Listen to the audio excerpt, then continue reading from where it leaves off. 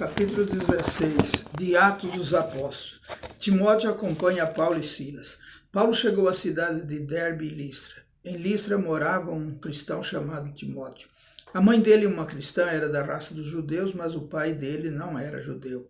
Todos os irmãos que moravam em Listra e Icônio falavam bem de Timóteo. Paulo quis levá-lo consigo e por isso o circuncidou, pois todos os judeus que moravam naqueles lugares sabiam que o pai de Timóteo não era judeu. Nas cidades por onde passavam, eles diziam aos cristãos quais as decisões que tinham sido tomadas pelos apóstolos e pelos presbíteros da igreja de Jerusalém e aconselhavam que eles obedecessem a essas decisões. Assim as igrejas ficavam mais fortes na fé e o número de cristãos aumentava cada dia mais. A visão que Paulo teve em Troade. Como o Espírito Santo não deixou que anunciassem a palavra na província da Ásia, eles atravessaram a região da Frígia, Galácia. Quando chegaram perto do distrito da Mísia, tentaram ir para a província da Bitínia, mas o Espírito de Jesus não deixou. Então atravessaram a Mísia e chegaram à cidade de Troade. Naquela noite, Paulo teve uma visão. Ele viu um homem da província da Macedônia que estava de pé e lhe pedia: venha para a Macedônia e nos ajude. Logo depois dessa visão, nós resolvemos partir logo para a Macedônia, pois estávamos certos de que Deus nos havia chamado para anunciar o evangelho ao povo dali. Em Filipos, a conversão de Lídia. Nós embarcamos em Troade e fomos diretamente para a ilha de Samotrácia. No dia seguinte chegamos ao porto de Neápolis. Dali fomos a Filipos, que é uma cidade do primeiro distrito da província da Macedônia, e também colônia romana, onde ficamos vários dias. No sábado saímos da cidade e fomos para a beira do rio, pois pensávamos que ali devia haver um lugar de oração para os judeus. Sentamos e começamos a conversar com as mulheres que estavam reunidas lá. Uma daquelas mulheres que estavam nos ouvindo era Lídia, uma vendedora de púrpura da cidade de Tiatira. Ela adorava a Deus e o Senhor abriu a mente dela para que compreendesse o que Paulo dizia. Ela e as pessoas da sua casa foram batizadas. Depois Lídia nos convidou dizendo: venham ficar na minha casa, se é que vocês acham que de fato eu creio no Senhor. Assim ela nos convenceu a ficar na casa dela.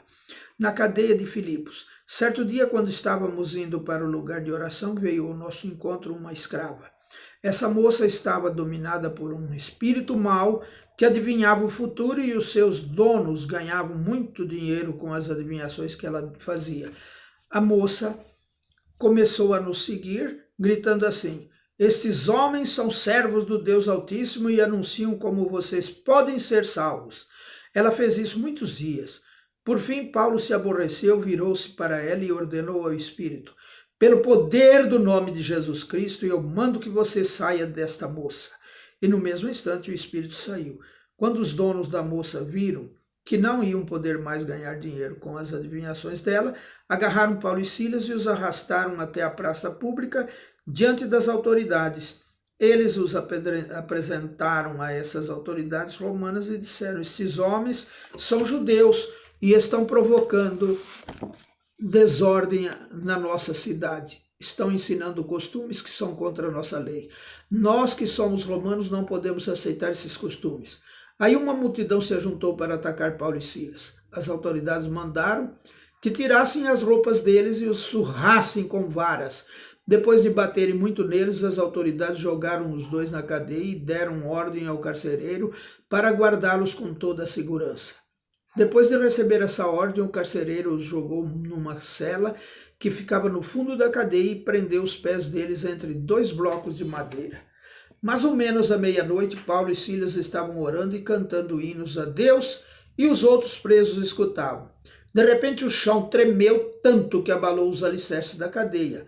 Naquele instante todas as portas se abriram e as correntes que prendiam os presos se arrebentaram. Aí o carcereiro acordou. Quando viu que os portões da cadeia estavam abertos, pensou que os prisioneiros tinham fugido, então puxou a espada e ia se matar. Mas Paulo gritou bem alto: não faça isso! Todos nós estamos aqui. Aí o carcereiro pediu que lhe trouxessem uma luz, entrou depressa na cela e se ajoelhou tremendo aos pés de Paulo e Silas. Depois levou os dois para fora e perguntou: senhores, o que devo fazer para ser salvo? Eles responderam, creia no Senhor Jesus e você será salvo, você e as pessoas da sua casa. Então eles anunciaram a palavra do Senhor ao carcereiro e a todas as pessoas da casa dele. Naquela mesma hora da noite, o carcereiro começou a cuidar deles, lavando os ferimentos da surra que haviam levado. Logo depois, ele e todas as pessoas da sua casa foram batizados. Em seguida, ele levou Paulo e Silas para sua casa e lhes deu comida. O carcereiro e as pessoas da sua casa ficaram cheios de alegria porque agora criam em Deus. Quando amanheceu, as autoridades romanas mandaram alguns policiais com a seguinte ordem para o carcereiro: solte esses homens. Então o carcereiro disse a Paulo: as autoridades mandaram soltá-los. Podem ir embora em paz. Mas Paulo disse aos policiais: eu e Silas somos cidadãos romanos. E mesmo assim, sem termos sido julgados, fomos surrados em público. E depois nos jogaram na cadeia. E agora querem nos mandar embora assim em segredo? Isso não. Que as próprias autoridades romanas venham aqui e nos soltem. Os policiais foram contar às autoridades romanas o que Paulo tinha dito.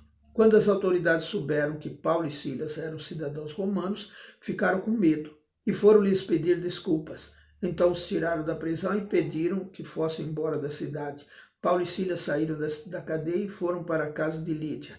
Ali encontraram-se com os irmãos, animaram a todos e depois foram embora. Amém.